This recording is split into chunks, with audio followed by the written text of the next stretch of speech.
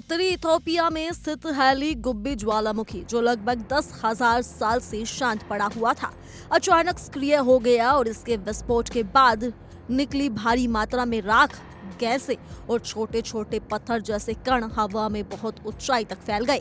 ये राख तेज हवाओं के साथ अफ्रीका से निकलकर लाल सागर, फिर मध्य पूर्व के देशों और अंत में एशिया की ओर बढ़ती हुई अब भारत तक पहुंच चुकी है।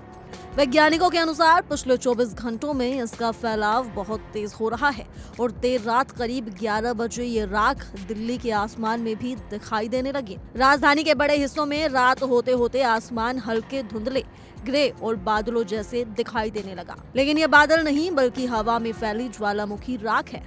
मौसम वैज्ञानिक बताते हैं कि ज्वालामुखी का ये राख का गुब्बार हजारों किलोमीटर की यात्रा करता हुआ अब उत्तर पश्चिमी भारत तक पहुंच गया है। राजस्थान, गुजरात, पंजाब, हरियाणा और दिल्ली एनसीआर के ऊपर ये राख की परत हवा में तैर रही है। इस राख में सल्फर डाइऑक्साइड, बारीक मिनरल डस्ट और छोटे छोटे वोल्केनिक कण मौजूद होते हैं, जो आमतौर पर बहुत ऊंचाई पर ही रहते हैं।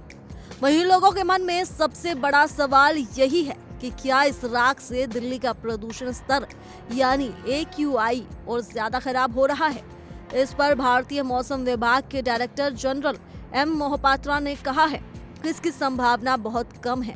उन्होंने बताया कि ये राख जमीन के पास वाली हवा में नहीं है बल्कि बहुत ऊंचाई पर तैर रही है, इसलिए सीधे तौर पर सांस लेने वाली हवा पर इसका असर सीमित रहेगा। उनका कहना है कि इस समय ये साफ तौर पर नहीं कहा जा सकता कि एयर क्वालिटी पर कोई प्रभाव नहीं होगा, लेकिन शुरुआती संकेत बताते हैं कि इसका बड़ा असर देखने की संभावना काफी कम है। मोहपात्रा ने बताया कि राख का गुब्बार लगभग गुजरात तक पहुंच चुका है और आने वाले कुछ घंटों में दिल्ली, NCR और आसपास के उत्तर भारतीय राज्यों पर इसका हल्का असर दिख सकता है। सबसे अधिक प्रभाव विमान संचालन पर होगा, क्योंकि ऊंचाई पर विमान उड़ते समय वोल्केनिक ऐश इंजन के लिए खतरनाक होता है। इसी वजह से कई देशों में ज्वालामुखी के बाद एयर ट्रैवल में देरी या बदलाव आम बात है। जमीन पर रहने वाले आम लोगों के लिए खतरा बहुत कम है, क्योंकि ये राख ऊंचाई पर बादलों की परत की तरह फैली है, इसलिए जमीन पर इसका असर सीमित रहेगा। हालांकि आसमान कुछ घंटों तक धुंधला, धूसर और बादलों जैसा नजर आता रहेगा।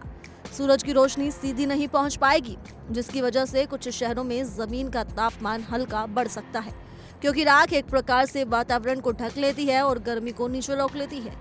विशेषज्ञों का कहना है कि हवा के रुख और स्पीड के हिसाब से ये राख लगातार आगे बढ़ रही है, इसलिए दिल्ली और आसमान के इलाकों में इसका असर बहुत ज्यादा घंटों तक नहीं टिकेगा। जैसे जैसे हवा बदलती जाएगी, राख का गुब्बार आगे की ओर खिसकता जाएगा और आसमान दोबारा साफ दिखाई देने लगेगा। कुल मिलाकर ये एक दुर्लभ प्राकृतिक घटना है जिसने हजारों किलोमीटर दूर दिल्ली तक अपना असर दिखाया है।